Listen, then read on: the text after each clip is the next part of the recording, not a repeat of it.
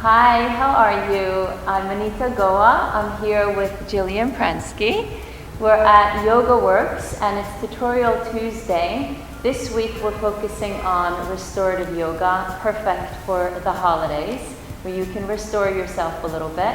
And Jillian is going to take us through different tips that we can learn to create a restorative practice at home. We're in a yoga studio, so we have all of the blocks and the blankets that we need, but there are other things that you can use at home in order to make a restorative practice work for you right at this moment. Today we're going to use 4 blankets and 2 blocks for our restorative poses, the 3 that we're going to do. But you don't need to have these same blankets. You can use pillows from home, you can use beach towels, you can use bath towels, and you can use a blanket off the bed as long as it's a tight weave and not like a fluffy, soft blanket. In order to fold it, if you do have a blanket like this or a large beach towel, is you can fold it in half so that the corners meet up at the bottom, and then you fold it over like a book so that the corners meet up again. And then one more time. So what you're doing is creating a long rectangle that's thick enough to become like a small bolster. And these are the same folds we're going to use on all 4 blankets that will be either under your back or your belly or under your legs at a particular time.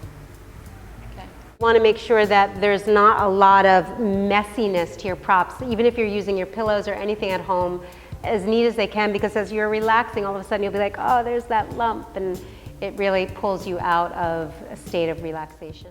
So let's go through the different poses that we'll be doing in tomorrow's practice. The first one we're going to be doing releases the low back and the belly. It is done with 2 blankets that you will lay down on lengthwise, and your pelvis will go here, your rib cage and your head will go here. So the only thing that's off the blanket is sort of the very top of your thigh. Your knee will be on the floor, and then we'll place the top of the feet up at a little bit of an angle on the other blankets. So think of the way you would lie down on a surfboard. Yes. And you can make this as high as you'd like. I'm going to make it a little higher for you. And what that's really going to do is it's going to help release the leg, allow the knees to be more heavy, and this also supports the ankle and the foot in case it's uncomfortable to point it back. The pelvis rests heavily on the blanket, and just about the tailbone and the very top of the thigh is on the blanket, but everything else drips off onto the floor. And with the support all the way up under the torso, the rib cage is fully held, the upper chest is fully held, and we'll be in this pose halfway through. Maybe that will be 2 minutes for you. Maybe if you pause and do the pose longer, whatever is halfway, you would turn your head to the other side to give equal time in each position. But you're always welcome to turn your head at any time if you're uncomfortable. I'm going to demonstrate one other head position that some people might prefer. If you lift your head up a little bit like a small cobra for a moment, and you roll this down all the way to your collarbones, and then you make a pillow out of your hands for your forehead. And some of you might prefer this position, possibly to allow a little bit more length in the cervical spine.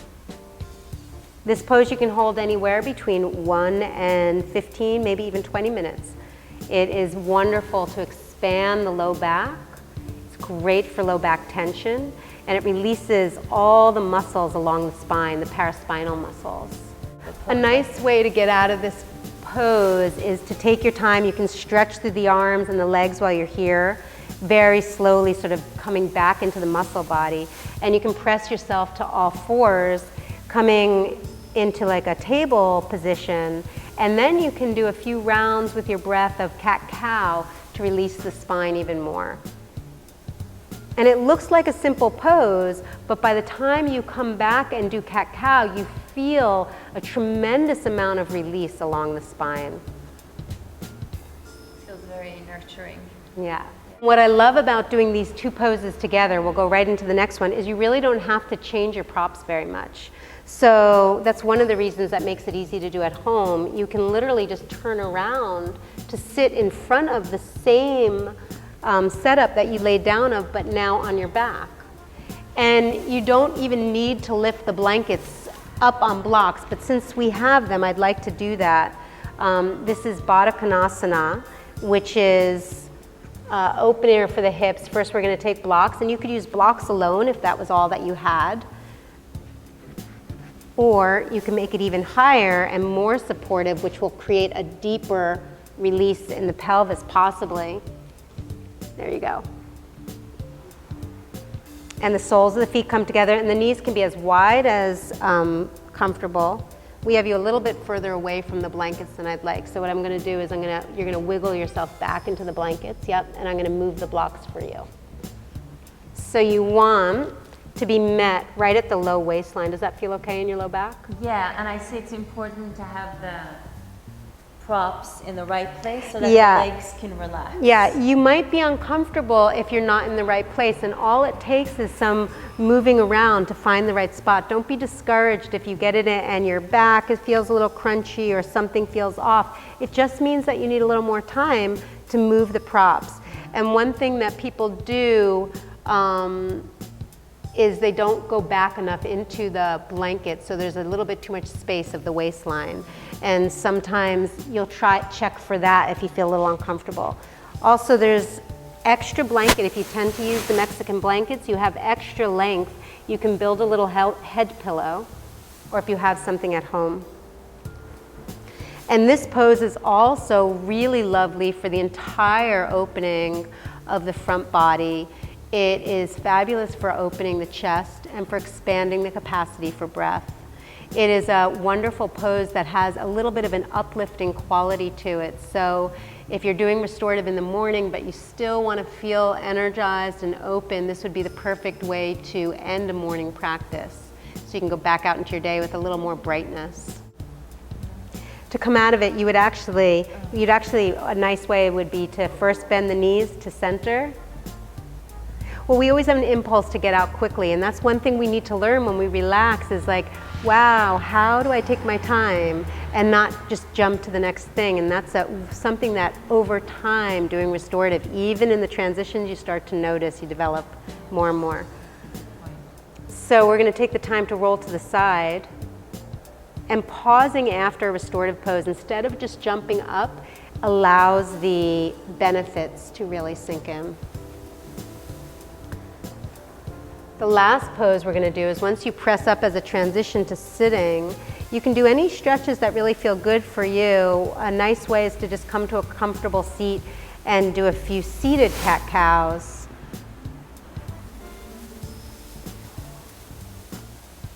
Again, now having had opened the chest, really allowing the breath to lift all the way up to the collarbones. And again, re-engaging the belly. Last pose that we're going to do together is a restorative Shavasana that you can do with a blanket under your back or without. You don't have to have it there, but it is nice, again, if it's a morning practice. We're going to lift the legs, so simply folding over to bring up a little height underneath the calves. And the blocks can be for the ankles. And you can put a blanket over them if you like them softer or not. Right now, I think we'll just put the legs up on the blanket, on the blocks. And again, slide the blanket right into your waistline before you lay down. It's nice to have as much of the calf held up as possible. And the arms can go to the side. We can do the same thing supporting the head if there's extra blanket available. Yep. Since you have to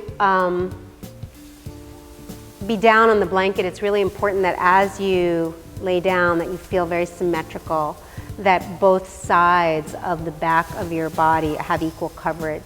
So if you're uncomfortable and you feel a lot more awareness on one side of your back versus the other, take time and just make the move. Since we're going to be in the pose anywhere from 1 to 20 minutes, it's really worth those extra wiggles and tweaks till you feel really symmetrical and totally comfortable.